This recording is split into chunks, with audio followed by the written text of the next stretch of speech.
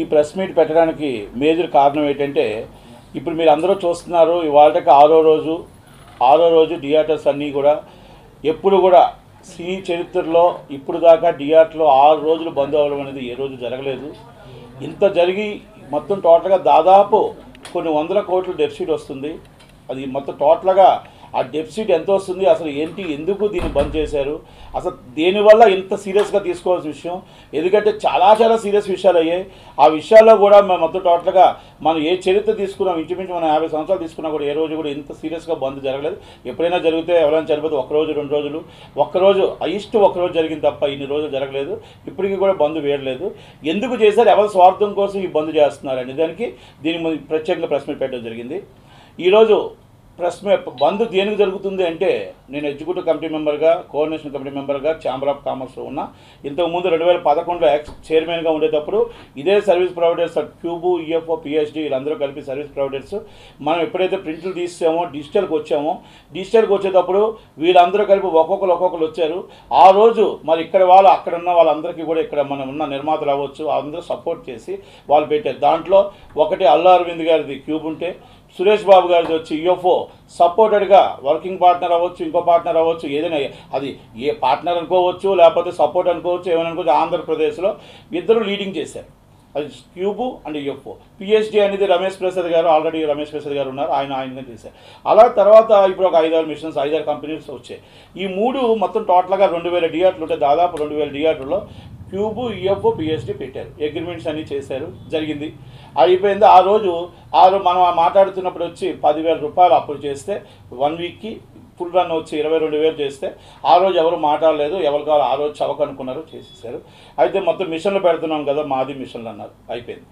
అయితే ఆ మిషన్ల కాడికి వచ్చేటప్పటికి ఇప్పటికి 8 సంవత్సరాలు, దాదాపు 9వ సంవత్సరం వచ్చేస్తుంది.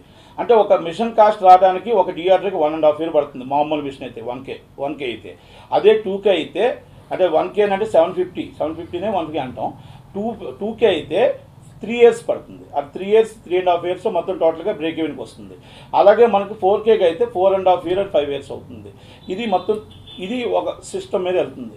అయితే దీన్ని ఆటోమేటిక్గా ఇప్పుడు 9 సంవత్సరాలు వచ్చినా కూడా కొన్ని కోట్ల రూపాయలు కలెక్ట్ చేస్తున్నారు అందరి దగ్గర కూడా. ఇదే రేటు మీద కలెక్ట్ చేస్తున్నారు.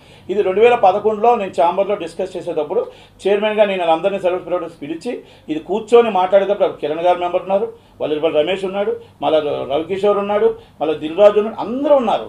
అందరూ ఉండేటప్పుడు ఆ రోజు ఏం చెప్పాం, మీరు సర్వీస్ ప్రొవైడర్స్ వచ్చి 4,000 రూపాయలు, బి క్లాస్ 3,000 పెట్టాలి, సి క్లాస్ 2,000 పెట్టాలి, ఏ క్లాస్ మొత్తం కలిపి మీరు టోటల్గా ఏ క్లాస్ 7,000 పెట్టాలి, మళ్ళీ సెకండ్ వీక్ వచ్చేటప్పుడు 5,000 పెట్టాలి.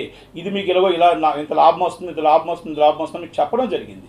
అన్నీ చెప్పడం జరిగింది, అంతా ఓకే. 8వ తారీఖు రాకపోతే వచ్చారు వాళ్ళు, వస్తే 8వ తారీఖు రాకపోతే బంద్ చేస్తాం, మీకు ఎవరైతే రాలేదు వాళ్ళందరినీ మేము చేస్తాం, నాన్ కోఆపరేషన్ చేస్తామంటే ఆ రోజు కొంతమంది పెద్దలు, అరవింద్ గారు అవ్వచ్చు, పేరు చెప్పవచ్చు, ఏ ప్రాబ్లం ఏం లేదు, అరవింద్ గారు అవ్వచ్చు, ఇంకోళ్ళు అవ్వచ్చు, నటికుమార్ అలాగే చెప్తుంటాడు, మీ పని మీరు చేసుకోండి అని చెప్పేసి ఆ కమిటీని నిర్వహణ చేశారు.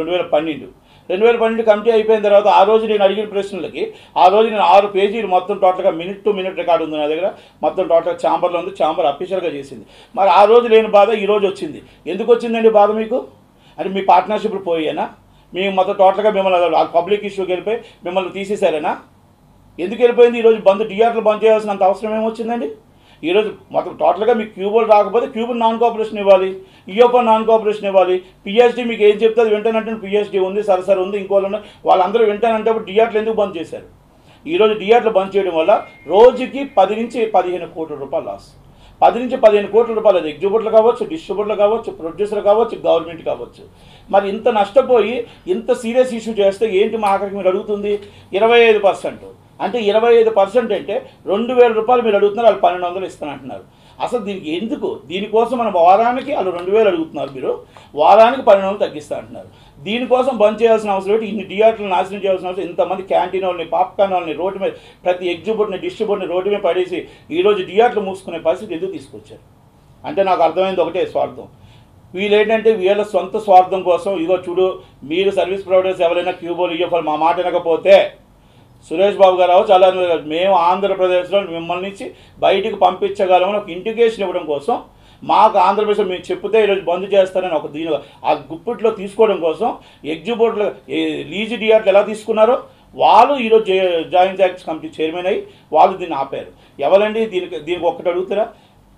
సురేష్ బాబు గారు పార్ట్నర్ సునీల్ బాబు, సురేష్ బాబు గారు సీడెడ్ రాయలసీమ ఎన్వి ప్రసాద్, సురేష్ బాబు గారు గుంటూరు వంశీ కిషోర్, సురేష్ బాబు గారు అలంకార్ ప్రసాద్ కృష్ణా జిల్లా, వెస్ట్ గోదావరి బాలకృష్ణ అల్లు అరవింద్, ఈస్ట్ గోదావరి సురేష్ బాబు అల్లు అరవింద్, వైజాగ్ వచ్చి వీరనాయుడు సురేష్ బాబు.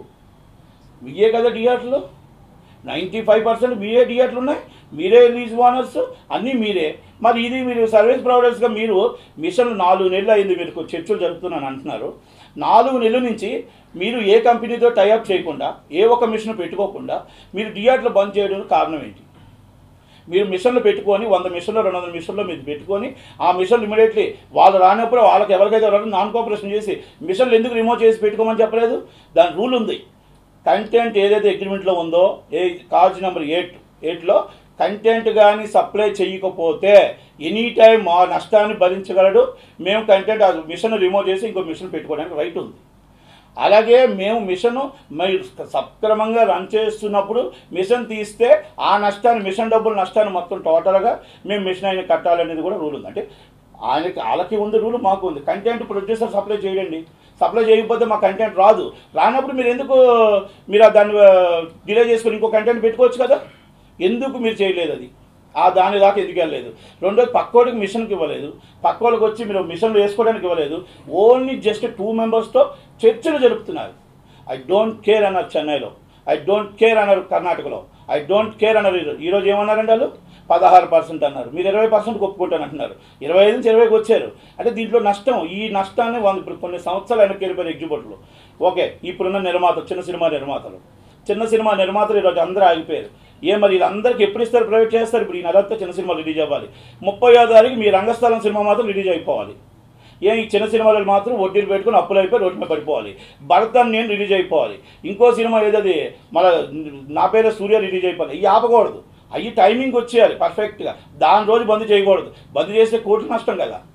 పోయినాడు ఎవడు? ఎగ్జిబిటర్ చిన్నోడు పోయినాడు. ఎగ్జిబిటర్ చిన్న నిర్మాత పోతాడు. ఆ నిర్మాత అప్పుల పాలు అయిపోయి ఏమైపోయి టైమా మీకు థియేటర్లు లేవయ్యా అని చెప్తారు. ఈరోజు ఈ నెలంతా సినిమాలు వేసి చిన్న నిర్మాత. మరి వీళ్ళందరికీ ప్రైవేట్ చేసి ముందు నిర్మాతలు అందరూ అర్థం చేసుకోవాలి. ఎందుకు మీరు బంద్ చేశారు? దేనికి నష్టపోయారు? దేనికి సాక్రిఫైస్ చేస్తున్నారు? చిన్న నిర్మాతకు లాభమని సురేష్ బాబు చెప్తున్నాడు. చాలా పర్ఫెక్ట్గా ఇంగ్లీష్ ఆయనకు వచ్చు కదా, మాకు ఇంగ్లీష్ రాదు, ఆయనకి ఇంగ్లీష్ వచ్చు. ఇంగ్లీష్లో మొత్తం టోటల్గా చాలా నిర్మాతలకు బెనిఫిట్ అంటే ఏం బెనిఫిట్ అండి? బెనిఫిట్ ఏంటి? నువ్వు మొత్తం టోటల్గా